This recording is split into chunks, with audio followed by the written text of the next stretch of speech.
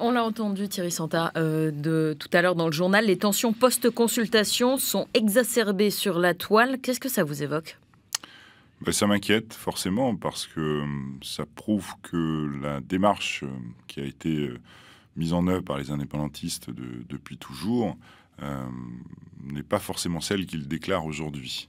Je veux dire par là que quand j'entends pendant la campagne référendaire qu'il faut aller vers une indépendance multiculturelle dans le respect des communautés de la Nouvelle-Calédonie, si véritablement cette démarche était sincère, ils accepteraient le choix de la majorité de la population intéressée qui s'est exprimée dimanche dernier. Et ce n'est pas le cas. Le constat que nous faisons, par exemple avec ces réactions un peu violentes à certains endroits de l'agglomération, prouve qu'ils ne sont pas du tout dans cette logique-là. Je le disais tout à l'heure, on a l'impression de revenir 30 ans en arrière avec une revendication d'indépendance kanak socialiste. Et ça, c'est inacceptable. Des réactions violentes, il n'y en a pas que du côté des indépendantistes. Des jeunes ont brûlé un drapeau indépendantiste à la fois. Sincèrement, comparer brûler un drapeau et puis tout ce qui s'est passé à Saint-Louis ou à Ndé, je ne suis pas persuadé que ce soit très comparable. Donc cette mise à feu du drapeau, c'est pas quelque chose que vous condamnez ? C'est quelque chose que je condamne, comme les autres faits, en l'occurrence, bien entendu, puisque je suis convaincu que ce n'est pas la meilleure façon de faire pour l'avenir de la Nouvelle-Calédonie. Mais il faut mettre les choses dans leurs bonnes proportions, quand même. On part au standard, il est 7h08. Jean-Louis est avec nous. Bonjour Jean-Louis. Bonjour. Soyez le bienvenu, on vous écoute. Merci, bonjour Monsieur Santa, bonjour tout le monde. Bonjour. Moi j'ai une petite question très simple. Les leaders indépendantistes ont fait preuve de solidarité, c'est-à-dire qu'ils ont tous bossé ensemble, ils ont fait une très belle campagne. Et je me demande pourquoi du côté non indépendantiste, on n'a pas été capable de s'entendre. On a été capable de se critiquer d'un bord et de l'autre. Je trouve ça lamentable. Voilà, c'est ma question. Merci Jean-Louis. Thierry Santa vous répond. Bonjour Monsieur Jean-Louis. Merci de cette question parce que ça me donne l'occasion de préciser peut-être un certain nombre de choses. Quand on parle de partis non indépendantistes, il y en a certains qui, à mon sens, ont un double visage. Certains qui nous disent que la Calédonie n'est pas prête à l'indépendance, nous disent qu'il faut calédoniser les compétences régaliennes, nous disent qu'il faut qu'on devienne indépendant économiquement, alimentairement, énergiquement, nous disent qu'il faut que la Calédonie possède 51% des parts du capital de la SLN, enfin des usines de la Nouvelle-Calédonie. Cela, à mon sens, en tout cas, moi, j'en fais pas partie. J'espère que je suis clair. Je considère que la Nouvelle-Calédonie n'a aucun intérêt à devenir indépendante, à quitter la famille française qui la protège de l'extérieur. Je l'ai expliqué tout à l'heure. Donc avec cela, je vous l'accorde, il sera difficile de trouver un accord d'une manière ou d'une autre. Vous parlez de Calédonie ensemble. Bien entendu, les gens l'ont bien compris.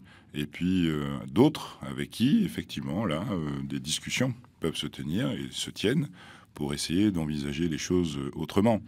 Encore faut-il que les égos soient mis de côté et que nous nous intéressions uniquement à l'intérêt général des Calédoniens. On retourne au standard avec Timothée. Bonjour Timothée. Oui, bonjour. Bon, comment allez-vous? Vous allez bien, les amis? Oui, ça va très bien. Oui, on vous écoute. Oui, ma question est très simple. Là, vous dites que, Monsieur Santa, vous dites que voilà, il y a des problèmes. L'autre parti loyaliste, il fait des siennes, quoi. Mais le problème qui se pose, c'est vous, Monsieur Santa, avec certains du camp loyaliste. Vous vous rapprochez pas. Vous vous comportez comme des enfants gâtés. Vous n'allez pas à la discussion. Vous êtes toujours en train d'argumenter sur... C'est du racisme que vous faites, là, Monsieur Santa. Quelle est votre question, Timothée, s'il vous plaît?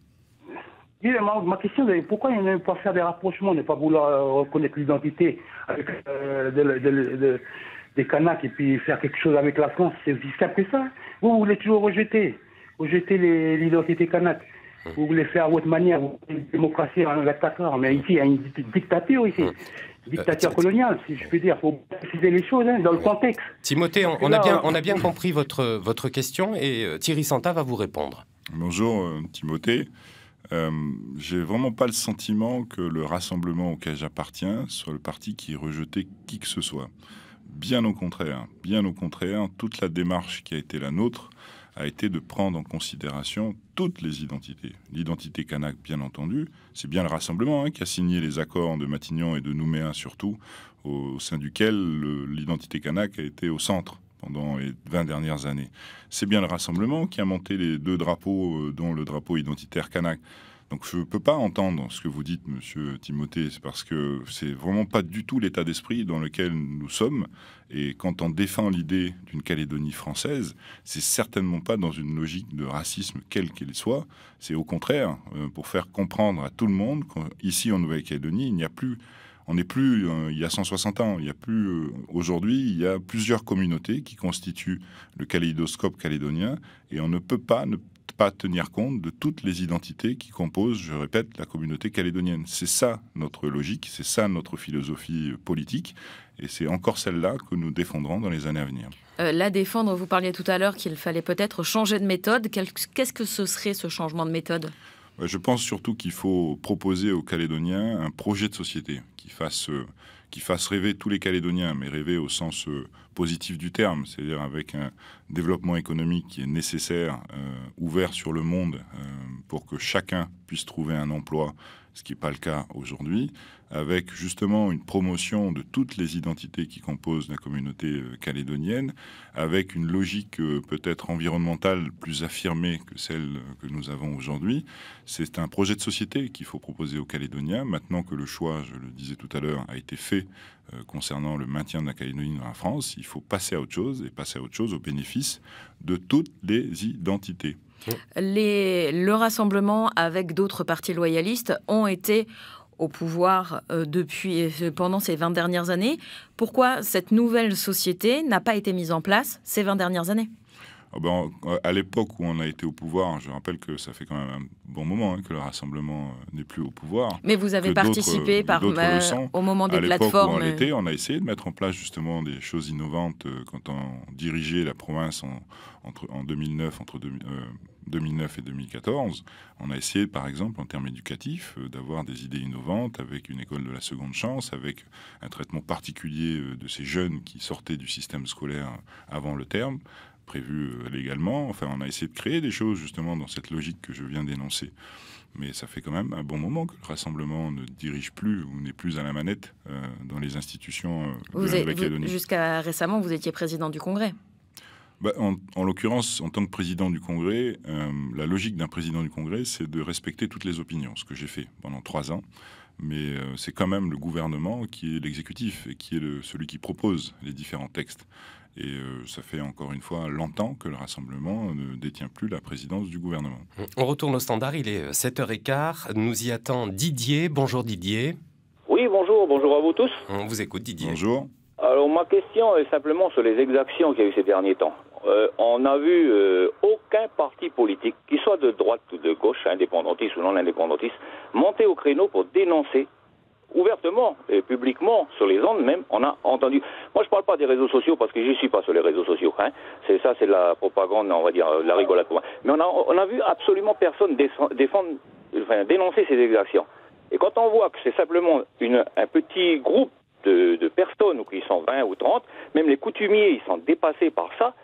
Comment vous n'arrivez pas, vous-même, les politiques, là, à vous mettre main dans la main en disant, hé, les gars, là, on va se mettre tous les mains dans la main, on va aller à Saint-Louis ensemble là-bas, et puis on va aller discuter sur la route là-bas à Saint-Louis. Puis s'il faut revenir à l'époque des coups de tuyau, on va y aller le coup de tuyau. En Indé, c'est pareil. À la Pirogue, c'est pareil. Où que ce soit. Parce que ça se passe dans le Grand Nouméa. Ça se passe pas à Poix-Dimien, ça se passe pas à Ponériouin, ça se passe pas à Yanguen, ça se passe à Nouméa, dans le Grand Nouméa. Et là, je dénonce le problème des politiques, dans l'ensemble que vous soyez tous là, parce que vous n'êtes pas capable de vous mettre main dans la main pour aller dénoncer ces exactions. Et ça, c'est lamentable. Parce qu'aujourd'hui, des gens prennent des cailloux dans la figure, ils se font casser les voitures. Après, bien sûr, on pleure parce qu'on a brûlé un drapeau aussi. Il y a même des drapeaux français qui ont été brûlés.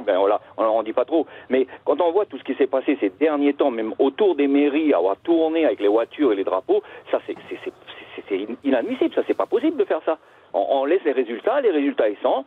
Oui, ils gagnent. Non, ils gagnent. Puis on n'en parle plus, on rentre chez soi, on continue, la vie elle continue. Mais là, vous les politiques, vous n'êtes même pas sortis pour dénoncer ça. Voilà ce que je reproche aujourd'hui à vous les politiques. Je sais que vous avez fait du travail, je sais que vous avez fait des choses pendant ces années-là, mais ça, vous n'êtes pas capable. Et là, les gens sont en train de monter en puissance, les gens sont en train de se mettre en petit comité, et puis à un moment, ça va exploser. Et ça, faut pas attendre qu'il y ait des morts après. Faites vite le travail, les politiques, parce qu'on en a ras-le-bol. Voilà, ma question, elle est là, elle est simple. Merci Didier, merci pour votre intervention. Thierry Santa. Oui, bonjour Didier. Je suis désolé, pas plus tard que ce matin, dans mon intervention, je dénonce ce genre d'exactions. Je rappelle quand même que, en ce qui concerne le Mont d'Or, en tout cas, les deux élus qui ont fait un énorme travail, comme toujours, comme à chaque fois, sont le maire Éric Gay et son premier adjoint Eddy Lecourrieux, et que c'est bien grâce à eux que les choses se sont apaisées encore une fois ces derniers temps.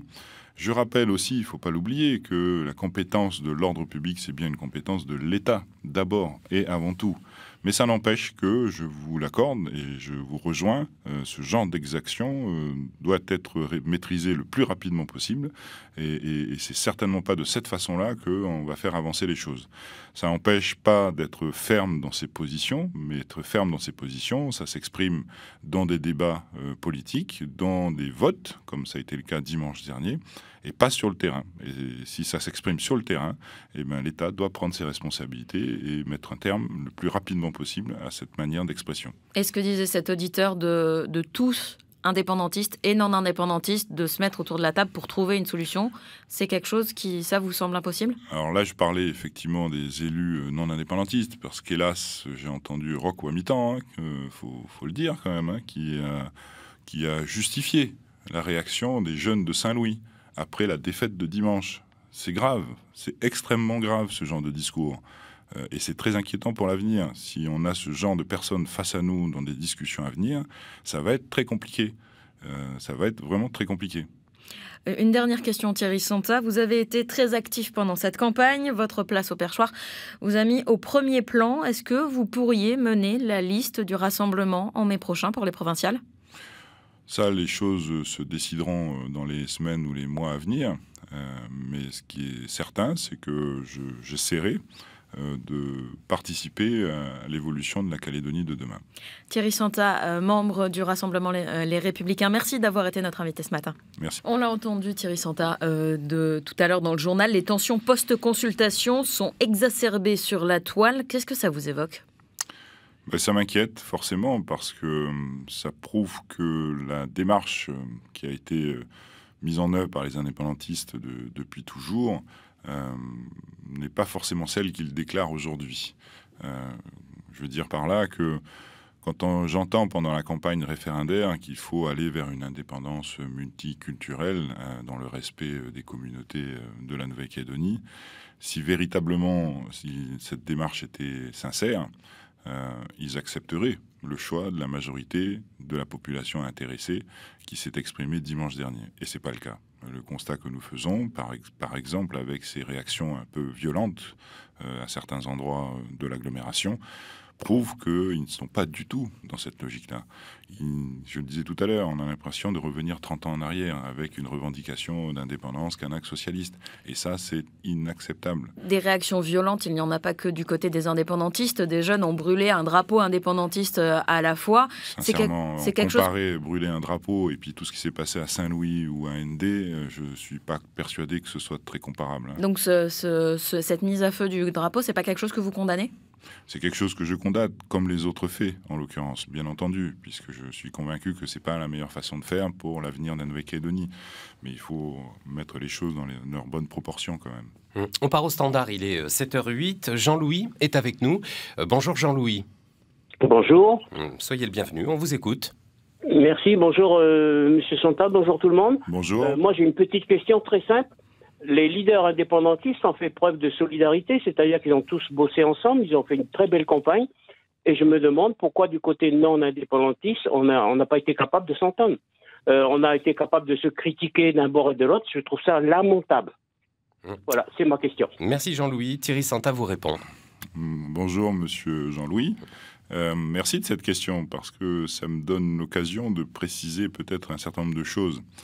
Quand on parle de partis non indépendantistes, il y en a certains qui, à mon sens, ont un double visage. Certains qui nous disent que la Calédonie n'est pas prête à l'indépendance, nous disent qu'il faut calédoniser les compétences régaliennes, nous disent qu'il faut qu'on devienne indépendant économiquement, alimentairement, énergiquement, nous disent qu'il faut que la Calédonie possède 51% des parts du capital de la SLN, enfin des usines de la Nouvelle-Calédonie. Cela, à mon sens, enfin en tout cas, moi j'en fais pas partie. J'espère que je suis clair. Je considère que la Nouvelle-Calédonie n'a aucun intérêt à devenir indépendante, à quitter la famille française qui la protège de l'extérieur. Je l'ai expliqué tout à l'heure. Donc avec cela, je vous l'accorde, il sera difficile de trouver un accord d'une manière ou d'une autre. Vous parlez de Calédonie ensemble. Bien entendu, les gens l'ont bien compris. Et puis d'autres avec qui, effectivement, là, des discussions peuvent se tenir et se tiennent pour essayer d'envisager les choses autrement. Encore faut-il que les égos soient mis de côté et que nous nous intéressions uniquement à l'intérêt général des Calédoniens. On retourne au standard avec Timothée. Bonjour Timothée. Oui, bonjour. Bon, comment allez-vous? Vous allez bien, les amis? Oui, ça va très bien. Oui, on vous écoute. Oui, ma question est très simple. Hein. Là, vous dites que, Monsieur Santa, vous dites que voilà, il y a des problèmes. L'autre parti loyaliste, il fait des siennes, quoi.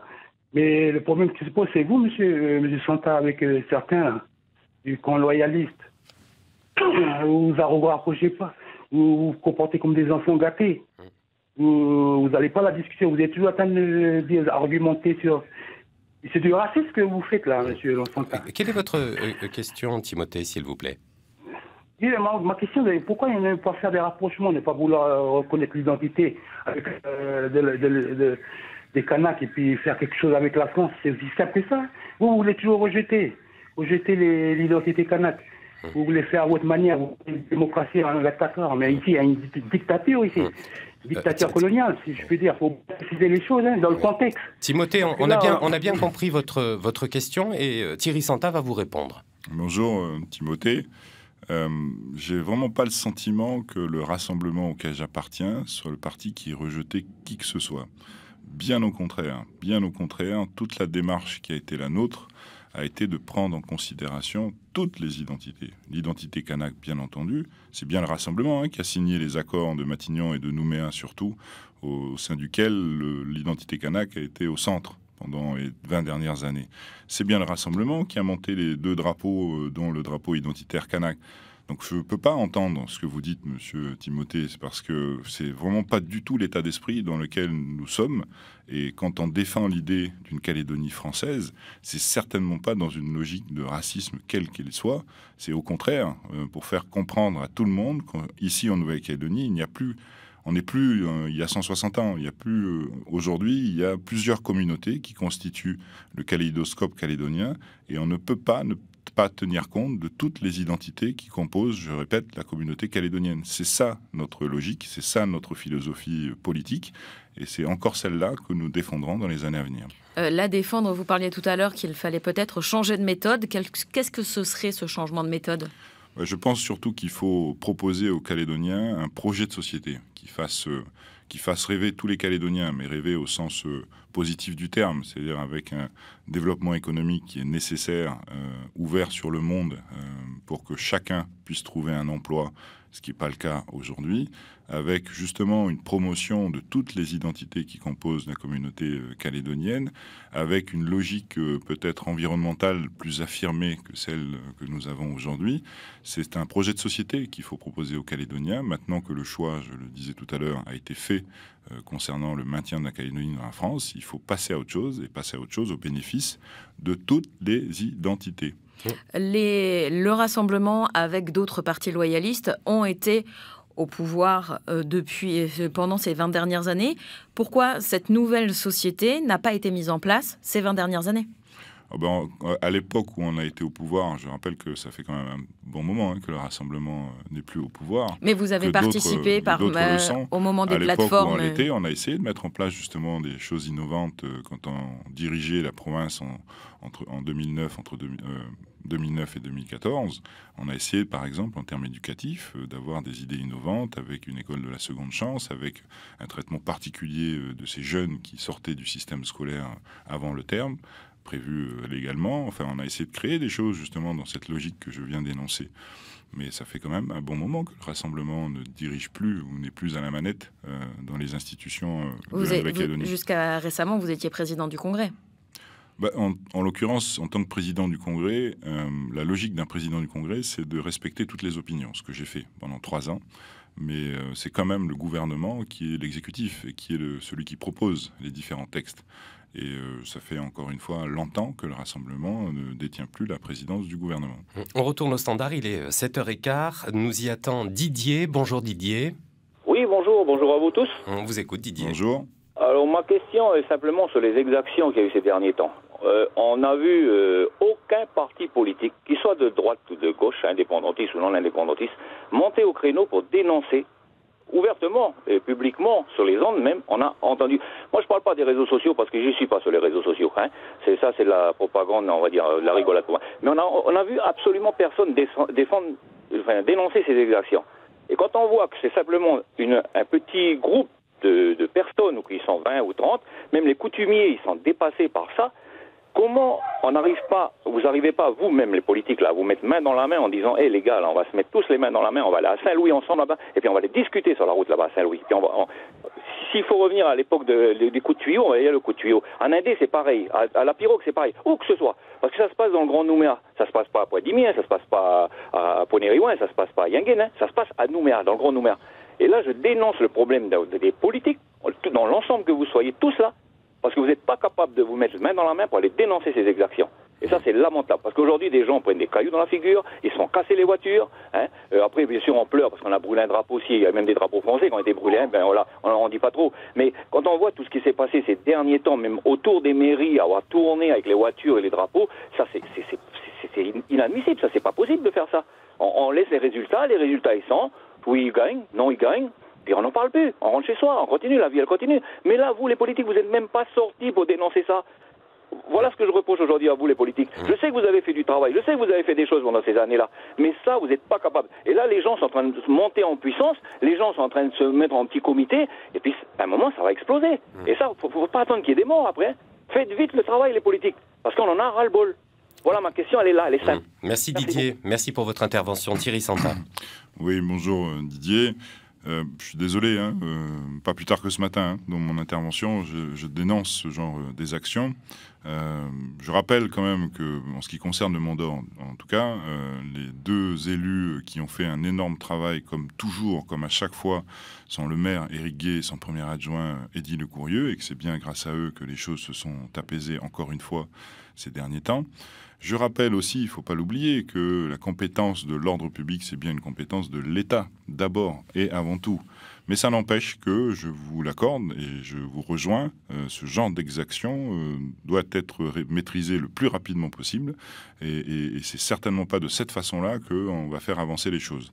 Ça n'empêche pas d'être ferme dans ses positions, mais être ferme dans ses positions, ça s'exprime dans des débats politiques, dans des votes, comme ça a été le cas dimanche dernier, et pas sur le terrain. Et si ça s'exprime sur le terrain, eh ben, l'État doit prendre ses responsabilités et mettre un terme le plus rapidement possible à cette manière d'expression. Et ce que disait cet auditeur de tous, indépendantistes et non indépendantistes, de se mettre autour de la table pour trouver une solution, c'est quelque chose qui, ça, vous semble impossible ? Alors là, je parlais effectivement des élus non indépendantistes, parce qu'hélas, j'ai entendu Roch Ouamitan, faut le dire quand même, qui a justifié la réaction des jeunes de Saint-Louis après la défaite de dimanche. C'est grave, c'est extrêmement grave ce genre de discours.